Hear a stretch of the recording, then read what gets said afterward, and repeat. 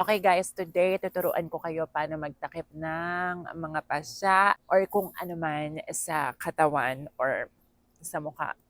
What you will need is a warm color corrector or if wala kayo nun, kung hindi nyo alam kung ano yon, pwedeng a liquid lipstick na medyo orangey. So I'm gonna use this one from L'Oreal in the shade 115. Actually, pwede rin namang bullet lipstick na orangey, pero kadalasan kasi sa mga ganun, nagta-transfer, humahawa sa damit wherever. Sa liquid lipstick, lalo na yung mga matte formulation, hindi sila humahawa, smudge-proof, waterproof pa minsan. Also, don't judge me. Hindi ko po alam kung anong nangyari dito. Baka masyadong masikip yung nasuot kong bra nung Valentine's. Then once natuyo na siya, hindi na siya nagsasmudge or lumilipat sa balat nyo. That's the time when you can cover it up with a foundation. So basically, ang ginawa ng lipstick is kinorect or ni-neutralize yung mga marka na yan na merong purplish or bluish undertone. Kasi remember sa color wheel, yung orange yung opposite ng blue and purple.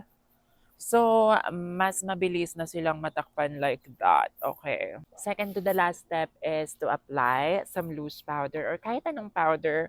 Just dab it in place to seal.